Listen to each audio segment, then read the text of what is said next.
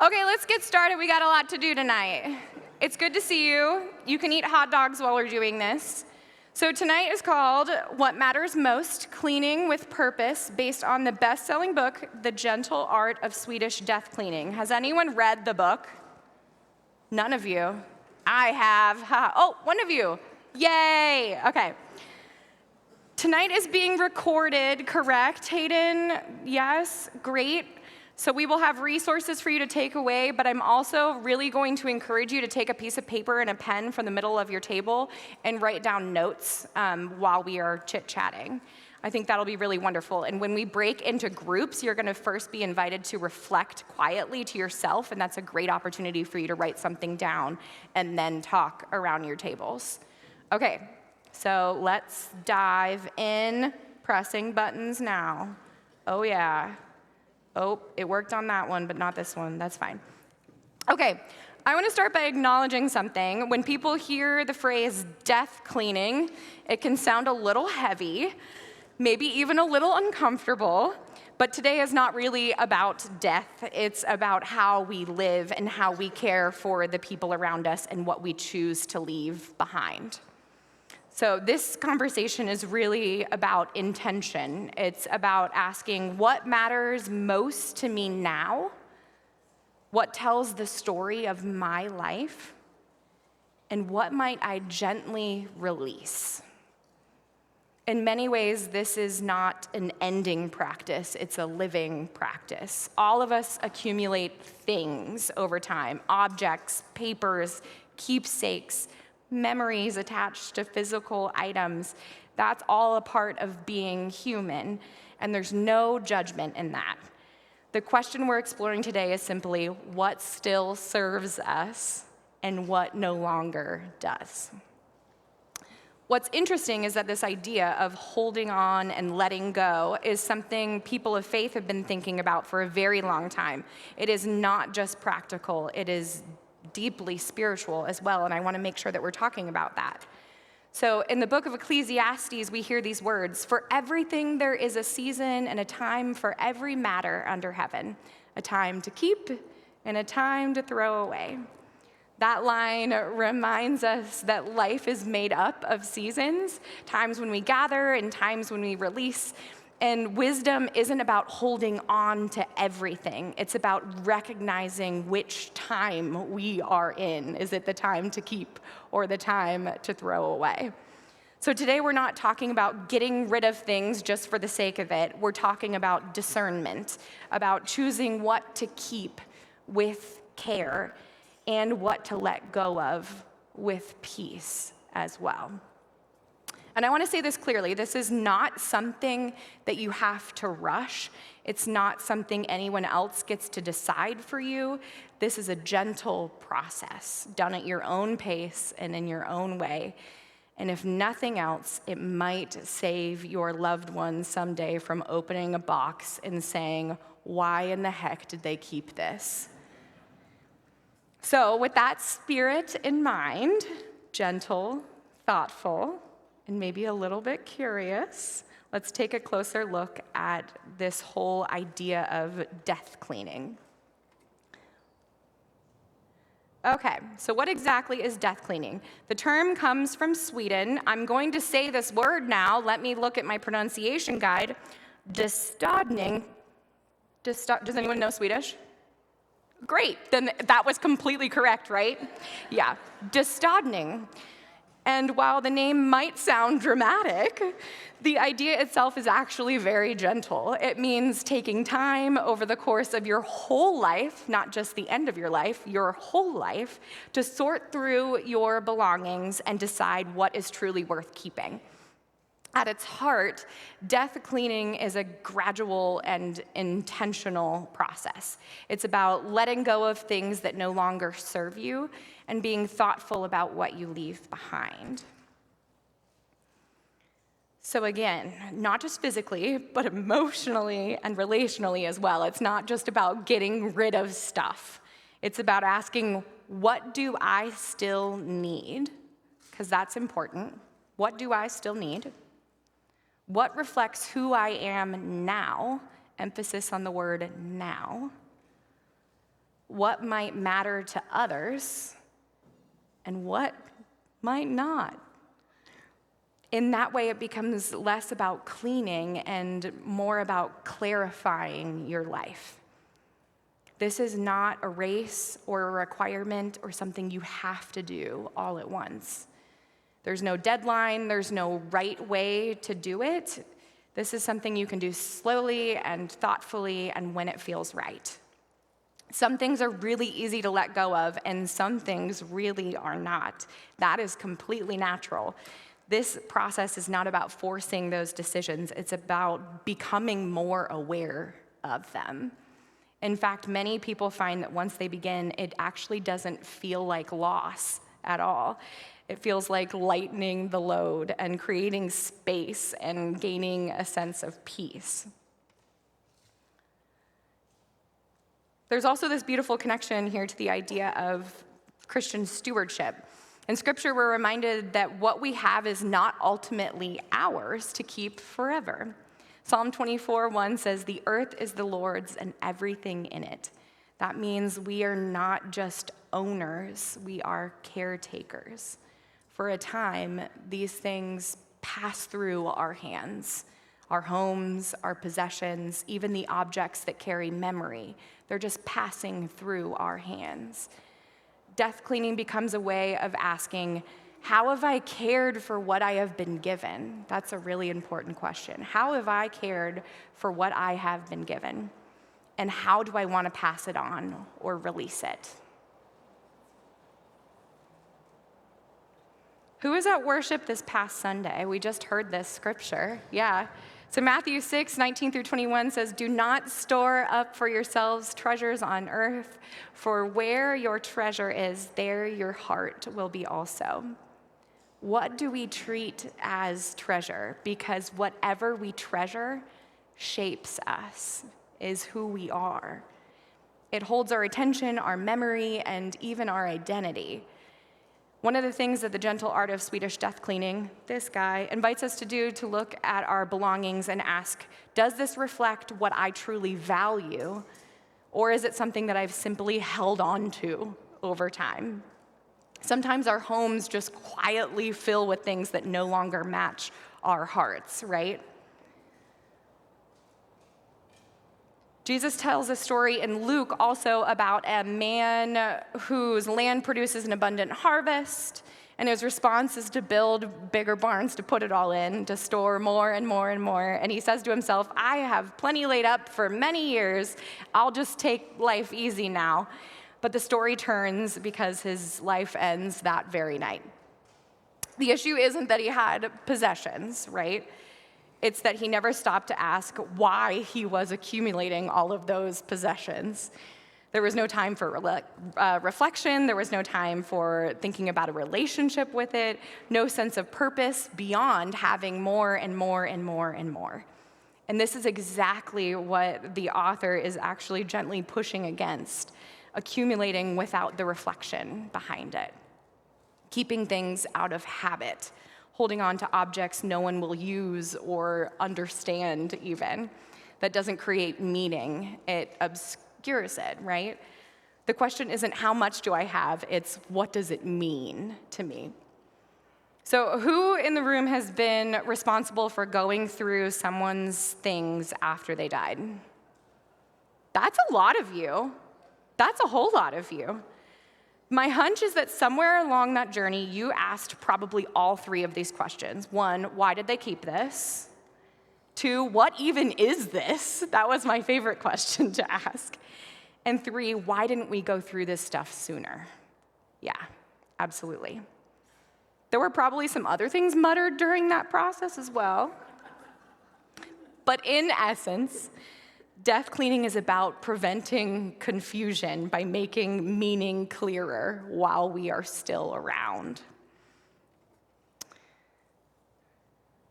So lastly, 1 Timothy 6:7 says, we brought nothing into the world and we can take nothing out of it. That sounds harsh, but it is the truth now, isn't it? I'm wondering if today we can embrace this truth as something that is not so much depressing, but as something that's actually very freeing. It reminds us that our lives are not measured by what we hold on to, but by how we live and how we love and how we share. Letting go isn't losing something essential. It's recognizing what was never meant to be permanent. That doesn't mean it's easy.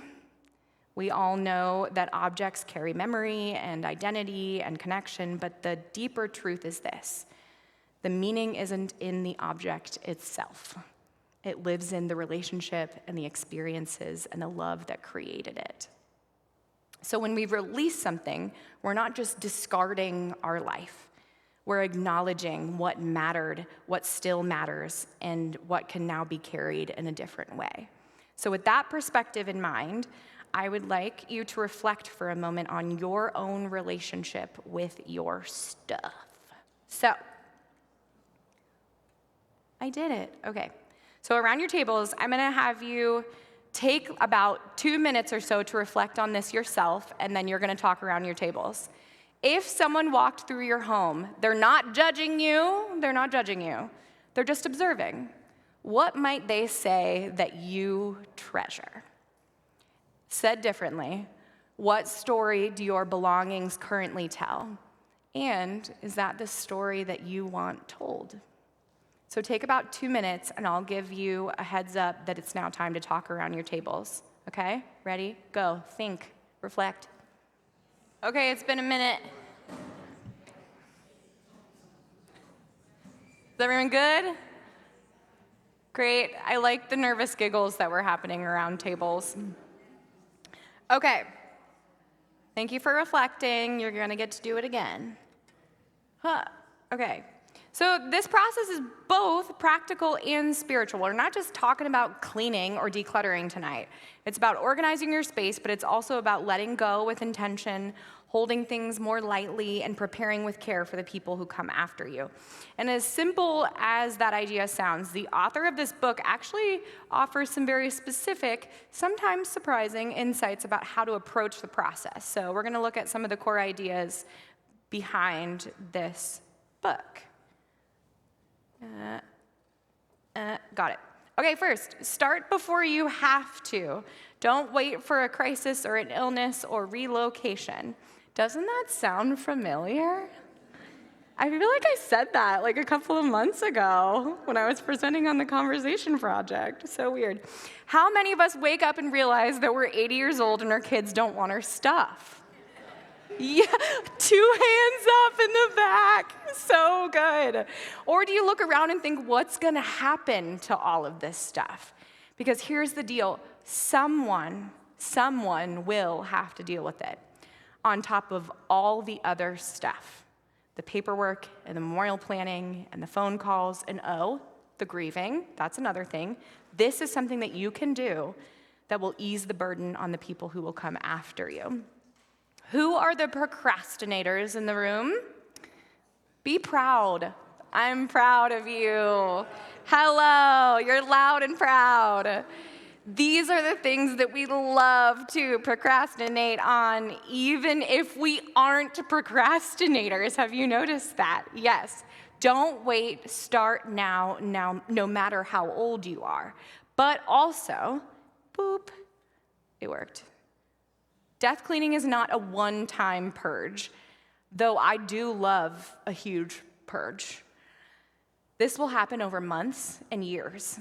And also, how many people in the room just get so overwhelmed and just truly don't know where to start?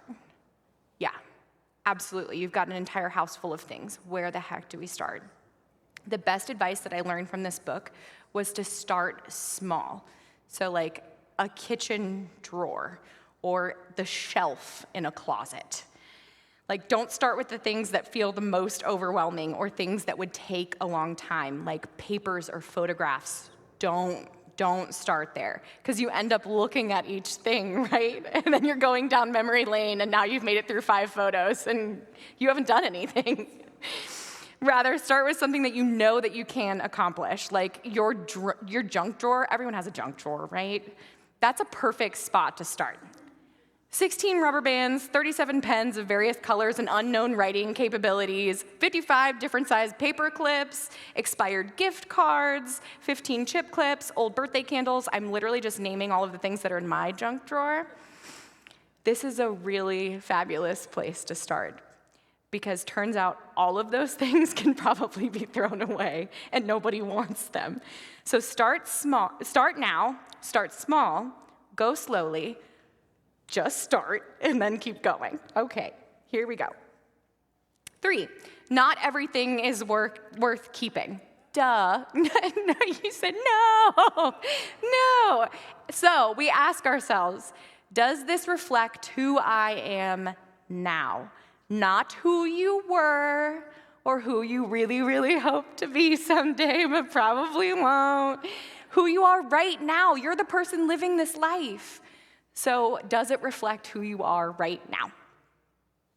We are doing this to make space for the future, for who you are now and who you will be, because there's a more practical and realistic version of the future you that might not be wearing a unisuit or I don't know what else you're keeping around.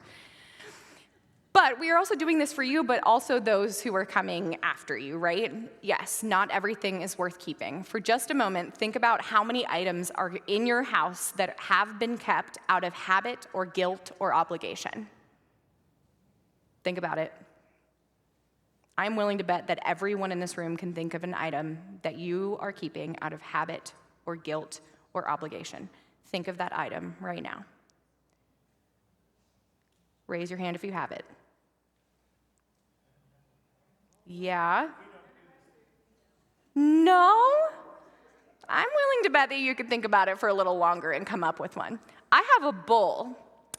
It's awful. It's beyond my ability to even describe its ugliness, not to mention the fact that it has to be painted with like lead paint or something that's at least a little bit toxic. It was my great-great-grandmother's from like the 1800s. It sits in a drawer. It has never seen the light of day, according to me, like when I have it. So we're gonna ask ourselves this question: would anyone else truly want this or value this? I think the answer most of the time is no, and maybe if some of you are thinking, exactly, if I don't keep it and value it for who gave it to me or for what it is, no one else will. I have heard that said so many times. So if that is the case for you in an item, remember this. Often objects represent the relationships, but they are not the relationships themselves. Your encouragement for tonight is this: share stories while you are still alive. Throwing away or giving away an object doesn't mean that you don't value the relationship or the person that gave it to you. I think that's worth saying twice. Throwing away or giving away an object doesn't mean you don't value the relationship or the person that gave it to you. After reading this book, I have decided that I'm going to donate the bowl. The bowl is going away. Just because something is super old doesn't mean it's worth holding on to. Maybe someone would want to smash it into pieces and turn it into a mosaic. That could be cool, I don't know. But I don't need to keep it in a drawer to prove that I value my ancestors. Besides, it's not very kind to my future family to have to deal with it once I am no longer around either, right? Yeah. Out the door it goes. Okay, number 5. There are some things that we have in our homes that people might really want and enjoy and value, though, which is one of the reasons we are encouraged to give things away now and not wait for after we die to put it in a will or leave a sticky note on it for your kids to find in a cabinet. Let people enjoy items while you're still here. You get to see their appreciation. You get to tell the story behind whatever the object is. That's a picture. It's of me and my grandma. And this was a photo from my seminary graduation For my whole life, I admired this one ring, and I meant to wear it today, and then I didn't. But I admired this one ring that my grandma wore on her finger. She would wear it every single day, and my grandpa had given it to her at some point. And she always said that once she dies, she's gonna leave it for me. And I was so shocked to find that on the day of my seminary graduation, she gave me that ring. It was beyond anything I could ever have expected, and both my grandma and my grandpa and my mom and my dad and everybody was crying on the lawn out there. That's what we're doing. We're crying and embracing. She's also the tiniest human in the whole world, so it looks like I'm hugging a child, but that's my grandma. She loves watching me wear it and love it. She even will comment. I just remember her texting me one time, and she was watching worship, and she was like, "The light caught your ring, and I just knew I was with you." It's the sweetest thing in the whole world. So share items intentionally. I love the idea in this book to mail things to people, photos with them in it, and share a story or a memory or appreciation for them just as a person. So I don't know if I'm gonna mail the bowl to someone, Kay. I don't think so. But a picture or a small item or something like that you can mail to someone, what a cool way to reconnect with them and share the story aloud. And it could be an item that reminds you of them. Here's the most important part, though. I wrote it in all caps, but it's not up there. There can be no obligation for them to keep the item if they don't want it.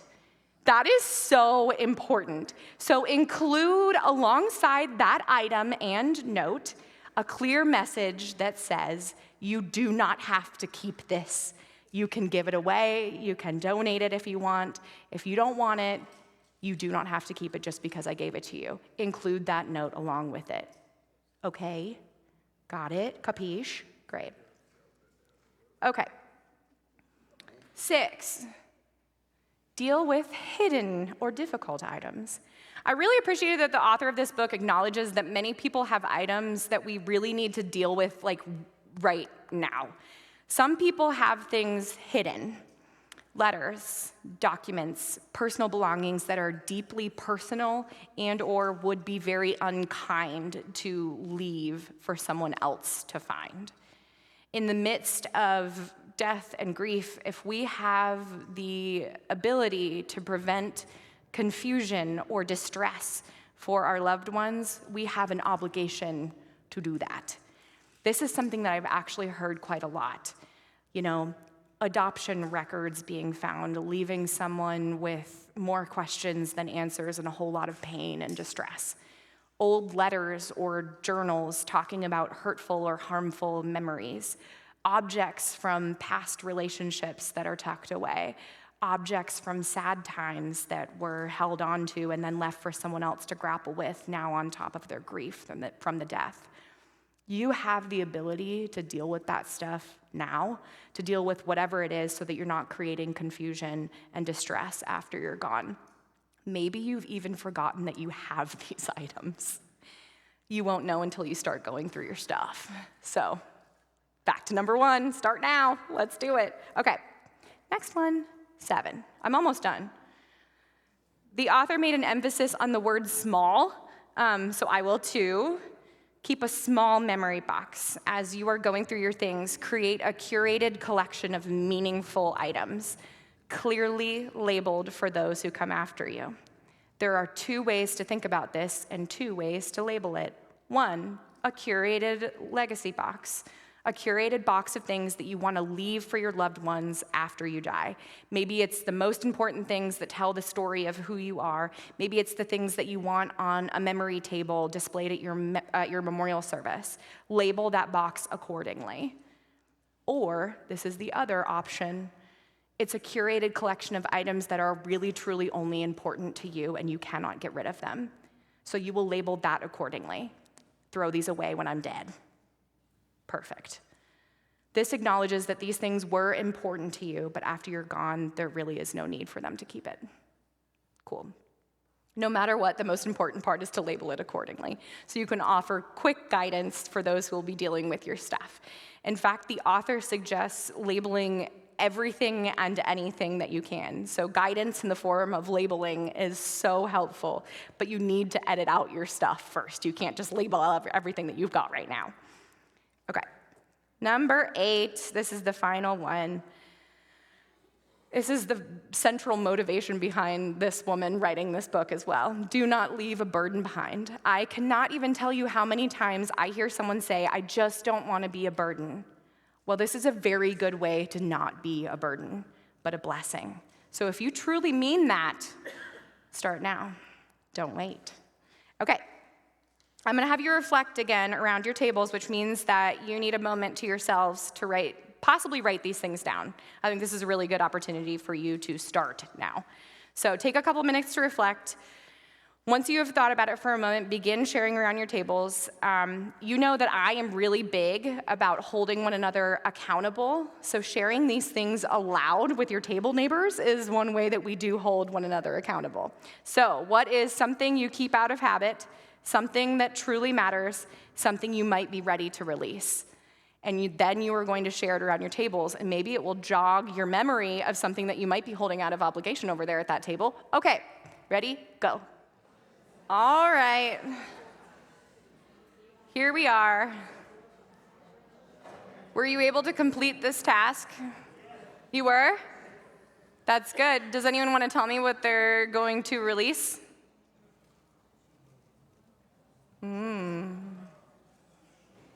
Yes, Joy, what are you releasing?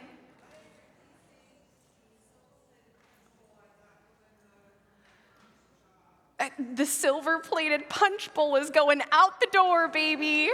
Proud of you. Look at that. All right. Yes, Karen.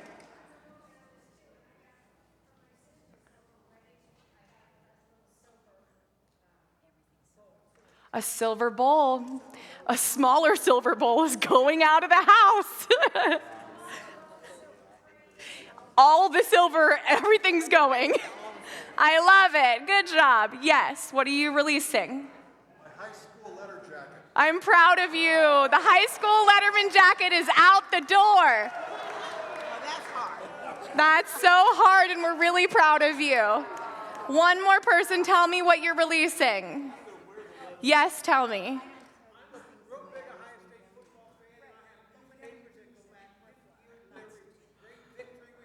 Oh my gosh. Some of them. I'm gonna release some of the newspapers of Ohio State's winning. Is it like a Sunday morning? Yeah, the Sunday morning paper is after Ohio State has won. Yes, you're gonna release some of them. I can't wait to hear what the criteria is for the ones that you keep and give away. Okay, all right, we're moving on. I'm really proud of you guys. Oh, gee, all right. So I didn't want to end this evening without giving you some resources for donation and recycling, but I need you to hear 2 things loud and clear. I might even have you repeat it back to me so you do hear it. Do not just start dropping things off at the church. Do not start dropping things off at the church. I will be so mad. And it was not my fault. No, you're not dropping it off at my house either, okay? 2, the church and the missions department is not a referral agency. They are working overtime to just make First Community stuff happen. So please do not also, listen, do not just call the church asking, where do I donate this item? We love you, we love you, we love you. And we cannot be a referral agency on top of everything else that we are doing. That being said, yes?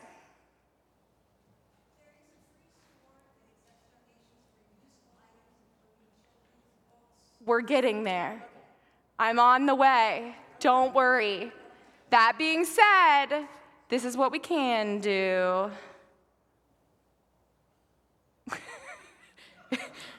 I got it. We still can't work a PowerPoint. Okay. Woohoo! Woo! There's a few ways for you to get started right now. I want to highlight the Women's Guild Goods for Good mini garage sale that's happening on Saturday, May 2nd in the parking lot of First Community South from 9 a.m. to 3 p.m. in conjunction with the Grandview Community Garage Sale. You do not need to write all this down right now. I'm going to give you a resource that you are able to access all the time. But that being said, donations are being accepted for that on Friday, May 1st, in the parking lot between 2 p.m. and 6 p.m. or very early Saturday morning. No item drop-offs are accepted before that day. Do not drop your stuff off at the church. Drug Take-Back Day is April 25th. This is a safe way to dispose of expired medications that are just sitting in your cabinet. Do not keep expired medication in your cabinet. Don't do it. For a full list of places where you can drop them off, you can head to a link that we are going to provide, and you can look and see where the closest one is to you. But in general, all the local police stations are hosting this event on that day. There's plenty of other places too, but pretty much every single police department is doing this on April 25th. And finally, I want you to remember that the Trading Post at First Community South is open every Monday, Wednesday, and Friday, and the first Saturday of the month from 10 a.m. to 4 p.m. For a list of items that you can drop off, you can see the resource sheet that we are going to share with you tonight. We also, this is really important, we snagged the names and contact info for two people who are kind of First Community adjacent. One person is Martha Popa, who specializes in doing all this kind of stuff. Decluttering and downsizing and everything involved with that. She has even more amazing tips and tricks and is a wonderful resource, and we will give that to you as well.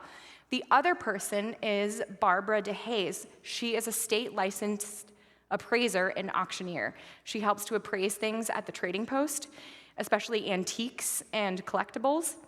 And one of the greatest things that she is going to do is tell you that just because it was expensive or it's super old doesn't necessarily mean it's worth a lot, which is the biggest bummer in the whole world. But she is going to tell you that, and we're all going to grapple with that reality. Okay, so if you're wondering about donating an item to the church, I'm going to encourage you to check out this handy flow chart that was made by the missions department. You will also receive this. This flow chart shows you what donations we can accept and tells you what we do not. It also tells you where to leave these items in the building and when to leave those items. And all of those things are very important to consider.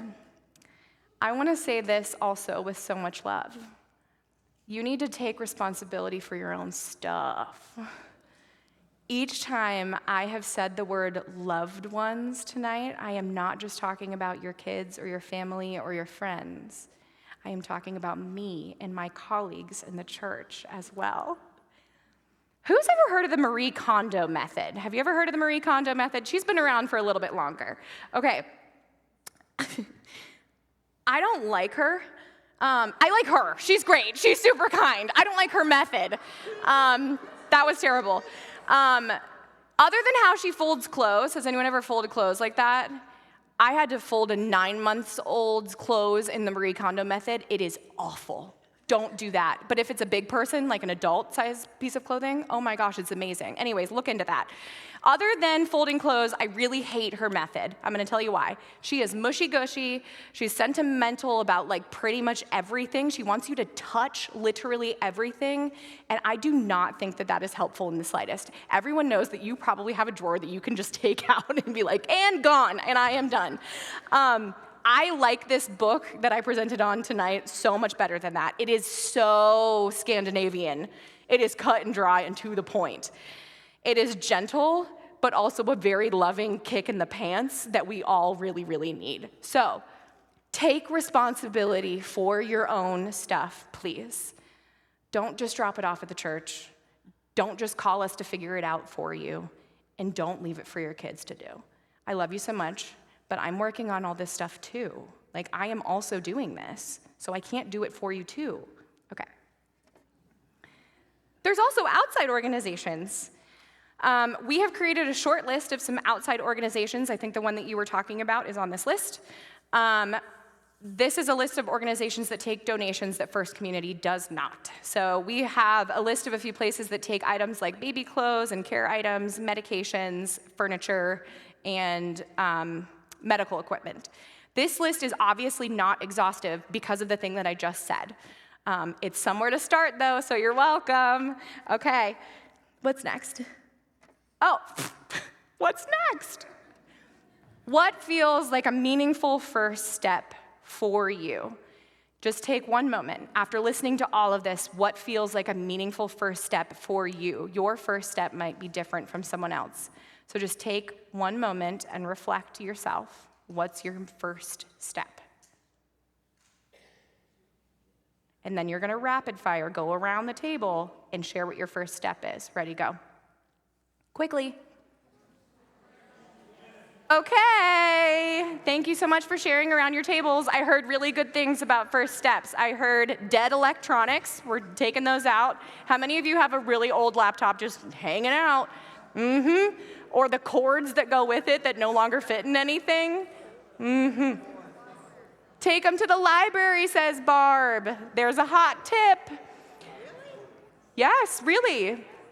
You're learning hot tips from one another. Who has one they want to share with me? Your very first step.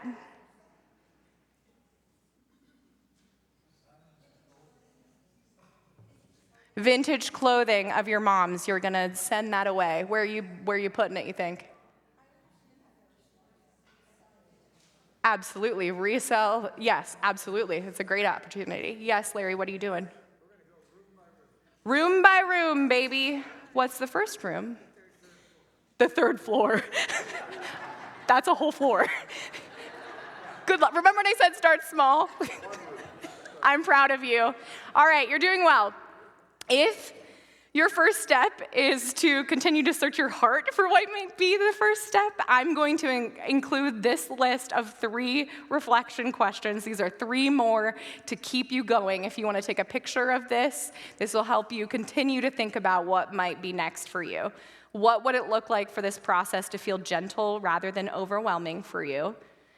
Are there certain types of items that feel harder to let go of than others? And what kind of conversations would you want to have with loved ones as a part of this process? Those are good reflection questions for you and might lead to what your next step might be. Okay.